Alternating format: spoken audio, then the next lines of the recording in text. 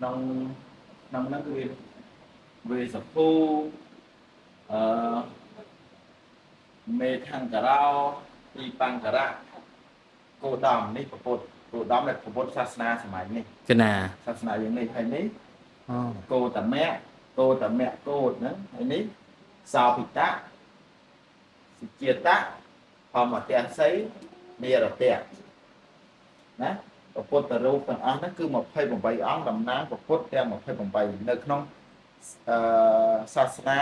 ของអង្គនីមួយៗដែលមានសម្ដែងនៅក្នុងបេដក cái nè បាទហើយសាវក80អង្គនេះជាអគ្គសាវកដែលសិនតែជាព្រះរហន្តដែលបានពូហើយមានមុខលៀនសរិបុត្រអានន្តកសបៈនៅទាំងអស់ cái អ nè ញ្ចឹងគឺ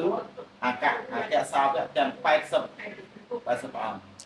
Bè là hóa nó bên đây thầm mày bảo ព្រះរហន្តនឹងគឺជាអ្នកសម្រេចអភិញ្ញាណ6បានន័យថាដឹងសពដឹងកាលចេះហោះចេះហើរ Ồ, nè ហ្នឹងទាំងអស់ហ្នឹងសិទ្ធិព្រះរហន្ត cái nè អញ្ចឹងគំនូរនេះយើងឲ្យគឺជាគូជាគំនូរបុរាណ cái nè យើងអត់ចាំបាច់ធ្វើច្រើនដោយព្រះអង្គទេព្រោះយើងធ្វើច្រើនទៅបើយើងអត់ចេះថែរក្សាថ្ងៃក្រោយឡើងអ្នកដែលនៅក្រោយគឺអាហ្នឹងក៏រត់ទៅអស់ cái nè ប៉ុន្តែបើយើងអត់ទាំងចេះគឺនៅនឹងទាំងអស់ហ្មង cái nè អញ្ចឹងវាអត់ពិបាកត្រូវទៅណាទេទេ cái nè មិនបើ cái nè គេបាទបានដាក់គូគំនូរបុរាណហ្នឹងហើយក៏ជាជាជ្រៅឆ្លាប់របស់ញញុំដែរមិនបាទមកចេញទាំងអស់ cái nè គាត់ថាខ្មែរជាអ្នកដឹកនាំជាអ្នកឲ្យធ្វើ cái nè chấp vào trai bay đỏ បត្រៃបេដកនេះអត់មិនបានយើងមានពណ៌ខុសគ្នាដោយសារនេះវិន័យមួយ13ក្បាលពីធម្មនេះមកវិន័យ cái និយាយ nè អំពីវិន័យរបស់ភិក្ខុនៃវិន័យការកាន់យករបស់គេការនិយាយស្អីភិក្ខុត្រូវទៅអីមានសម្ដែងនៅក្នុងវិន័យបេដក cái nè ចំណែកអានេះគេហៅថាសតនបេដកគឺនិយាយអំពីរឿងនេះប្រសោតគឺស្ថិតនៅក្នុងសតនបេដកហ្នឹងគឺនិយាយអំពីអានិសង្ស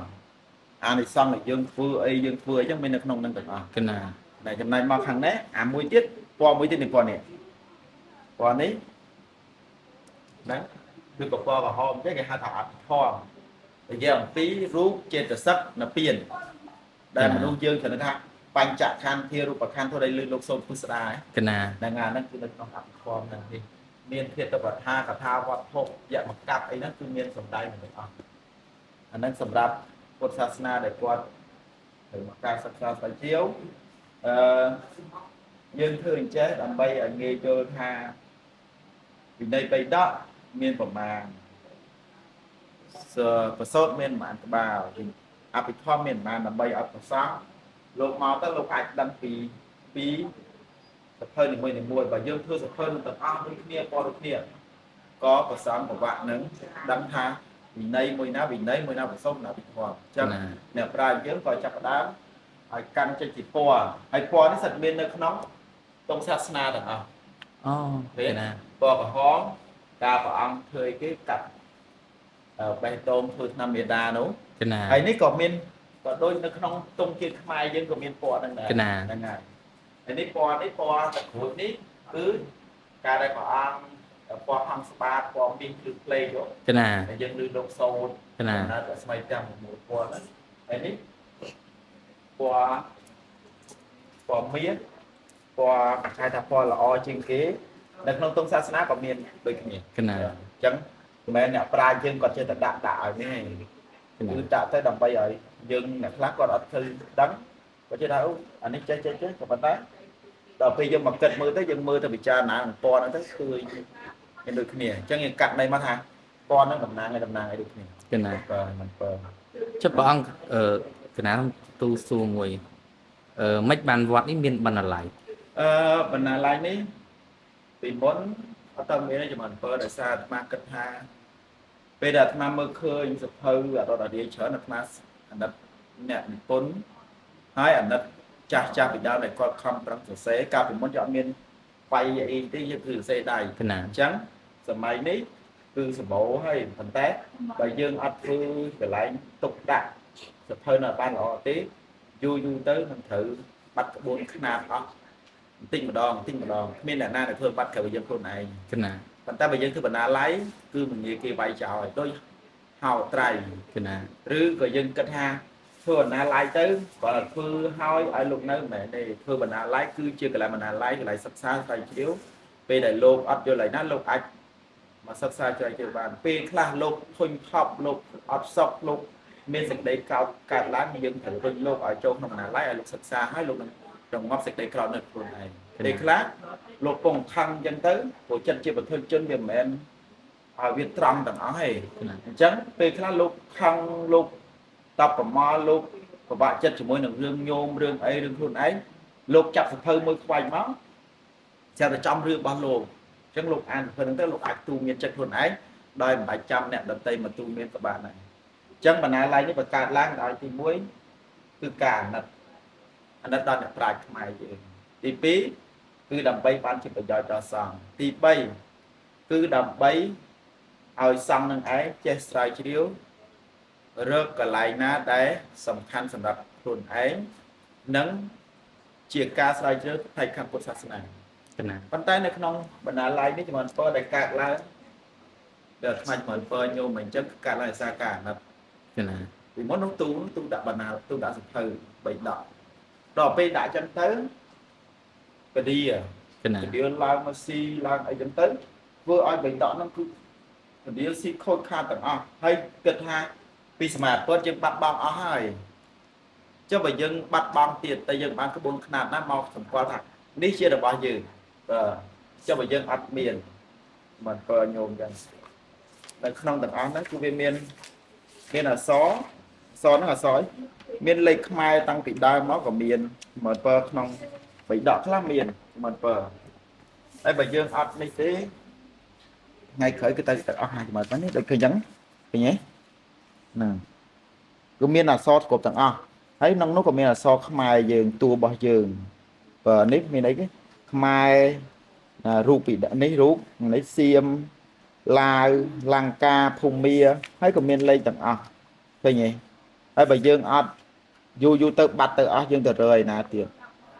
អញ្ចឹងវាមិនអាចចម្លងបានពីណាមកទៀតទេក្រៅពីយើងថែរក្សាខ្លួនឯងបើយើងម្នាក់យើងត្រូវជួយថែរក្សាយើងកុំថែរក្សាតែអ្វីដែលវាអត់ប្រយោជន៍យើងត្រូវថែរក្សាអ្វីដែលជាប្រយោជន៍ឲ្យគង់វង្សយូរអង្វែងសម្រាប់កូនចៅជំនាន់ក្រោយទាំងអាត្មាទាំងញោមទាំងអស់ទីចិនត្រូវស្លាប់អស់ហើយប៉ុន្តែរបស់អត់នេះអត់ស្លាប់ទេគឺវានៅរហូតជាអមតៈបើយើងចេះថែរក្សាវាអញ្ចឹងបណ្ណាល័យនេះគឺកើតឡើងដោយបបហេតុទី1គឺអាត្មាអាណិតសភៅមែនអាត្មាដែលចេះដឹងជ្រៅជ្រះប៉ុន្តែក្នុងនាមអាត្មាជាកូនខ្មែរមួយហើយក្នុងនាមអាត្មាជាអ្នកពុទ្ធសាសនាអាត្មាត្រូវថែរក្សារបស់នេះដើម្បីទុកឲ្យលោកជំនាន់ក្រោយលោកបានមើលហើយនឹងស្រាវជ្រាវមិនមែនគ្រាន់តែមកតាំងមើលអត់ដែរមើលឯមែនទេអាត្មាមើលបៃដកមើលព្រះវិន័យពេលដែលមើលទៅបាត់ដឹងថាខ្លួនឯងហ្នឹងប៉ះបានអត់បើវិន័យបៃដកយើងគ្រាន់តែអ្នកបួសថាអូនបួសមានអីពិបាកដល់មើលបៃដកមិនដឹងថាគ្រាន់តែនិយាយលើកបោះគេឲ្យផុតពីកន្លែងហ្នឹងត្រូវទៅដែរអត់បើហើយយើងបោះគេដែលគេមិនអោយយើងបានថាពីច្រើនពីអញ្ចឹងបានញាតិញោមខ្លះថាញោមថាប្រគេនលោកញោមឡើងប្រគេនមិនដឹងបានណាការពិតមិនមែនទេត្រូវប្រគេនឲ្យត្រូវតបះប្រសងឲ្យលើកឲ្យផុតហើយនឹងមួយទៀតឲ្យគាត់ពិចារណាថារបស់ហ្នឹងគឺគាត់បានទិញមកដោយលុយរបស់គាត់មិនមែនទៅលួចគេហើយក៏មិនទៅប្លន់គេអញ្ចឹងត្រូវប្រគេនឲ្យត្រូវបាយលោកហើយពេលដែលប្រគេនហើយចាប់ជារបស់សង្ឃគឺលោកអត់បានទៅលួចយើងទេគឺយើងប្រគេនលោកនៅខុសគ្នាអញ្ចឹងណាហើយបើអញ្ចឹងអ្នកខ្លះបានគេធ្វើបន់គេឲ្យយើងកាន់ឲ្យតដៃហើយឲ្យពិចារណាថារបស់នេះពេលដែលមិនតាន់ជាប្រគេនរបស់សង្ឃជារបស់យើងដែលយើងយកលុយទៅទិញហើយយើងអត់បានទៅលួចគេទេណាហើយបើយើងប្រគេនទៅលោកទៅជារបស់សង្ឃលែងជារបស់យើងហ្នឹងណាបានបើអញ្ចឹងមួយទៀតអាត្មាឃើញអាត្មាមិនទៅនិយាយតាមវត្តណាទេបបខ្លួនឯងបានបើពេលដែលអាត្មានៅនេះអាត្មាជាឃើញក្នុងបៃដកហ្នឹងមានតាំងពីថងក្នុងទូបៃដកហ្នឹងណាមានអីក៏បែបយ៉ាងអាត្មាប្រកាសថាថ្ងៃណាមកអាត្មានឹងធ្វើអ្វីមួយដើម្បីជាប្រយោជន៍ពេលនោះគេសួរអាត្មាថាតែគុណចង់ធ្វើអីចង់ធ្វើគាត់នៅមែនអាត្មាថាគាត់គេនឹងអាចបាយចោលបានហើយគាត់ធ្វើឲ្យនៅតែម្នាក់ឯងប៉ុន្តែអាត្មាគិតថាចង់ធ្វើធម្មចេតិយណាធម្មចេតិយហ្នឹងគឺអាត្មាគិតថា អ្នកនៅនេះគេអត់ធ្វើស្គាល់ធម្មចេតិយអញ្ចឹងនៅក្នុងពុទ្ធសាសនាមានចេតិយមាន4ទេសកចេតិយធម្មចេតិយធាតុចេតិយនិងបរិភោគចេតិយអញ្ចឹងទាំង4នេះគេហៅថាធាតុចេតិយគឺជាកន្លែងតម្កល់សរិទ្ធធាតុព្រះអង្គមិនបើបរិភោគចេតិយគឺជាទីកន្លែងដែលយើងយកស្បង់ជីវរយកស្បង់ជីវរចាស់ទាំងអស់យើងយកទៅដាក់ទុកនៅកន្លែងហ្នឹងទិសកចេតិយគឺយើងធ្វើដើម្បីឧទ្ទិសដល់ព្រះសម្មាសម្ពុទ្ធដូចជាយើងធ្វើកន្លែងក្នុងរាជទ្រព្យឃើញចេតិយសរីរធាតុព្រះអង្គហ្នឹងគេហៅថាទិសកចេតិយហើយដល់តែពេលធម្មចេតិយគឺជាទីកន្លែងដែលតម្កល់នៅពុទ្ធវចនៈរបស់ព្រះអង្គហ្នឹងទាំងអស់ហ្នឹងអញ្ចឹងបានភាសាយើងគេថាបណ្ណាល័យឬក៏ធម្មចេតិយបើអញ្ចឹងវាដូចតែគ្នាគ្រាន់តែមួយជាពាក្យក្នុងផ្នែកពុទ្ធសាសនាមួយទៀតជាពាក្យដែលយើងហៅធម្មតាបណ្ណាល័យធម្មចេតិយពេលខ្លះយើងហៅថាញាតិញោមខ្លះក៏អត់ស្គាល់ដែរធម្មចេតិយហ្នឹងគេបានអាត្មាថាញោមកន្លែងនេះគឺជាធម្មចេតិយគឺជាទីកន្លែងតម្កល់នៃពុទ្ធវចនៈរបស់ព្រះអង្គបើយើងក៏លេចមើលនៅក្នុងបណ្ណាល័យនេះចំពោះញោមថាមានទាំងព្រះពុទ្ធមានទាំងព្រះធម៌និងមានទាំងព្រះសង្ឃព្រះសង្ឃនៅលើពាក្យសាវកទាំង80អង្គនៅក្នុងនេះព្រះពុទ្ធរូប28អង្គនិងសរិទ្ធិព្រះអង្គហើយនៅក្នុងនេះគឺពុទ្ធវចនៈរបស់ព្រះអង្គជាវិចាររបស់ព្រះអង្គមុននឹងព្រះអង្គប្រេកនិព្វានទៅបន្តចុះបណ្ដាល័យកាត់ឡើងគឺដោយសទ្ធាជ្រះថ្លារបស់ញាតិញោមទាំងអស់គ្នាដែលអាត្មាគិតថាធ្វើអានឹងឲ្យចេញពេលដែលយើងធ្វើកត់នៅតែមួយអង្គឯងពេលដែលយើងស្លាប់ទៅក៏កត់ហ្នឹងក៏มันអាចយកទៅអីបានហើយប៉ុន្តែបើយើងធ្វើជារបស់អញ្ចេះគឺជាទូទៅទាំងអស់ញាតិញោមនឹងអាចចូលមកបានដោយមិនកំណត់ថាប្រសងចូលមើលតែប្រសងទេអញ្ចឹងញាតិញោមខ្លះញោមស្រីខ្លះគាត់មើលដាក់ជាប់បានច្រើនហើយបងប្អូនមិនមែនចេះតែយើងដាក់ឲ្យតែប្រសងថ្ងៃសិលហ្នឹងបើកពីឲ្យញាតិញោមចូលមកអញ្ចឹងញោមណាគាត់ចង់មើលបើគាត់ថាអត់តន់យល់ទេអាត្មាអង្គុយហ្នឹងយល់គាត់ឲ្យគាត់ស្ដាប់អាហ្នឹងគឺបណ្ណាល័យបងប្អូនហើយបណ្ណាល័យនេះមិនមែនដាក់ដង្កល់តែពុទ្ធបច្ចនៈអីបងប្អូនមានដង្កល់អីច្រើនទៀតមានតាំងពីខាងអាណាចក្រនិងពុទ្ធចក្រនៅខាងទូខាងនោះគឺសភៅដង្កល់ខាងពុទ្ធចក្រហើយនេះគឺសភៅរបស់លោកគ្រូចតកាមុនគឺគាត់រៀនចប់គាត់និពន្ធដោយខ្លួនឯងព្រោះចំពោះគឺមាន3ចំពោះមានពិចារណាកំណត់មានរស់ដោយកំណត់មិនបើហ្នឹងហើយមួយទៀតក៏មាន3ទៀតមិនបើ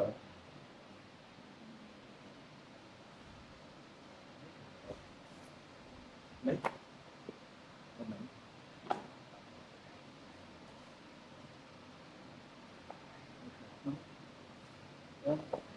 ្នឹងហើយមានចំពោះដូចជាអត់មានអូនេះចំពោះហ្នឹងហើយកំណត់ក្នុងកំណត់ហ្នឹងលោកគ្រូចតកាមុនលោកគ្រូអាត្មាដែលគាត់ពេលដែលគាត់ចំសឹកទៅគាត់រៀនចប់គាត់ចាប់តាមបោះពុំសភៅហ្នឹងដើម្បីទុកឲ្យប្រសងហើយនឹងអ្នកដតីមើលគេថាពិចារណាកំណត់មុននឹងធ្វើអីហើយយើងនឹងឲ្យពិចារណាឲ្យបានគ្រប់ជ្រុងជ្រោយមិនបើរស់ដោយកំណត់បើយើងអត់កំណត់ទោះបីយើងរស់យូរក៏អត់ប្រយោជន៍ដែរមិនបើអញ្ចឹងរស់ដោយកំណត់ការគិតពិចារណាមានកំណត់ហើយទើបធ្វើជីវិតយើងល្អប្រសើរមិនបើហើយនេះកំណត់ក្នុងកំណត់គឺល្អមែនតើរឿងអត់នេះគឺមានតាំងពីរឿងមួយគេថារឿងឯកពាក់កន្លែងកមិនបើឯកវាចង់ធ្វើដូចជាអាលើកដែលឃើញអាលើកគេនេះអាលើកក្រាំងអាលើកអីឃើញកកក្រហមហ្នឹងអញ្ចឹងក្អែកហ្នឹងវាចង់ចូលវងអាលើកដែរអញ្ចឹងអារឿងហ្នឹងគឺឆ្លោះបញ្ចាំងថាយើងគិតថាមានអ្នកចេះនិងអ្នកអត់ចេះតែមិនបើអញ្ចឹងណាមានអ្នកខ្លះគេចេះដែរប៉ុន្តែគេធ្វើទៅឲ្យច្បាស់លាស់ប៉ុន្តែយើងខ្លះយើងអត់យើងគិតថាអាហ្នឹងខ្ញុំធ្វើបានដែរអញ្ចឹងដល់ពេលយើងធ្វើទៅខុសមួយទៀតគេហៅថាប្រគួយពាក់កន្លែងកគួយចំបើប្រគួយហ្នឹងចង់សំដៅទៅលើសង្ឃពេលដែលមិនទាន់នៅជាពេលមិនទាន់នៅជាសង្ឃជាកុហកធម្មតា ដល់តែពេលឡើងជាសង្ឃមានពាក់ក្រហមហើយភ្លេចខ្លួនឯងថាជាសង្ឃធ្វើអ្វីចេះតែខុសតែខ្លួនឯងអត់គិតថាខ្លួនឯងជាអី ណា គិតតែខ្លួនឯងជាប្រសក់ប៉ុន្តែខ្លួនឯងជាប្រសង្ឃដែលពាក់ស្បង់យីវរត្រង់ត្រូវត្រង់ទង់អរហន្តរបស់ព្រះសម្មាសម្ពុទ្ធអាហ្នឹងគឺនៃព្រៀបធៀបនៅក្នុងសភៅ8ហ្នឹងបាទអាហ្នឹងគឺខាងអាណាចក្របាទនេះចឹងពេលដែលលោកចង់ស្រាវជ្រាវលោកអាចមកบอกว่าសភៅទាំងអស់នេះគឺយើងបានទទួលពីសប្បុរសជនក៏ដូចជាលោកគ្រូអ្នកគ្រូនៅសាលាធម្មសិក្សាអង្គការភក្តីជំនាញគឺបានជួយបឋមមានសភៅទី10ទី11មានសភៅគណិតវិទ្យានេះជាដើមហ្នឹងគឺមានដើមហើយញាតិញោមខ្លះក៏គាត់នេះក៏គាត់យកសភៅហ្នឹងមកផ្ញើនៅវត្តដើម្បីទុកជាការស្រាវជ្រាវរបស់ពុទ្ធសាសនាហើយមានសភៅនេះទានសម្រាប់សាមណេរតូចៗពេលយប់ឡើងយើងឲ្យលោកមិនមែនឲ្យលោករៀនតធឯងមិនបើបើយើងឲ្យលោករៀនតធពេលដែលលោកអស់និស័យទៅមិនបើអញ្ចឹងมันអាចយកអីទៅជាប់ខ្លួនបានមិនបើអញ្ចឹងឲ្យលោកមើលឲ្យលោកអានជាចំណេះចេះដឹងសម្រាប់លោកថ្ងៃក្រោយមិនបើហ្នឹងគឺប៉ុណ្ណឹងមិនបើនេះមិញយើងមានវិន័យ3ដកខ្ញុំដឹងថាវិន័យ3ដកពុទ្ធសាសនាមាន3វិន័យសោតអភិធម្មចំណែកសភៅនេះគេហៅថាមាំងទៅគិតនីប្រែនិយាយអំពីសិលរបស់មនុស្សមិនបើប្រែអំពីសិលដែលយើងកាន់រាល់ថ្ងៃមានបាណាតមេទាកម្មនៃមុសាសរានឹងជាដើមអញ្ចឹងសភៅនេះគឺប្រែអំពីខ្មែរប្រែអំពីបាលីមកខ្មែរមិនបើអញ្ចឹងញាតិញោមខ្លះគាត់មានសភាគាត់ទិញមកយើងគេទុកដាក់ឲ្យស្រួលសម្រាប់លោកស្រាវជ្រាវដូចគ្នាមួយទៀតហើយនេះខ្ញុំហៅថាអត្ថកថាសព្រះសតនបៃដកតនិកាយគាថាធម្មបទគឺជារឿងរ៉ាវរបស់ព្រះសម្មាសម្ពុទ្ធបន្ទាប់ពីអូ បៃដកនេះមិនហ្នឹងហើយដូចគ្នាមិនបើនេះរឿងមានពាលវៈនឹងគឺមានប្រមាណរឿងអញ្ចឹងទៅមិនបើហើយនេះមានបណ្ឌិវៈនឹងមានប្រមាណរឿងអញ្ចឹងគឺអ្នកប្រសង់ដែលលោកចង់សិក្សារៀនរឿងគឺលោកអាចមកមើលឲ្យលោកអាចចេះដឹងបានមិនបើអាហ្នឹងគឺសិតតែជារឿងរបស់ដំណើររបស់ឧបាសកឧបាសិកាដែលគាត់បានសម្រេចមគ្គផលពេលដែលគាត់បានធ្វើមុននឹងគាត់បានសម្រេចនៅធម៌គឺគាត់ចេញពីប្រសពដូចយើងដូចគ្នាសំខាន់គឺការព្យាយាមរបស់មនុស្សយើងម្នាក់បើយើងចង់ឲ្យបានសម្រេចតើតែយើងព្យាយាមបើយើងចង់ឲ្យចេះតើតែយើងព្យាយាមបើយើងគ្រាន់តែឮគេនិយាយគ្រាន់តែឮគេថាយើងគិតថាស្រួលអានឹងបានសម្រេចទេបាទប៉ុណ្ណឹងណាអរគុណបាទ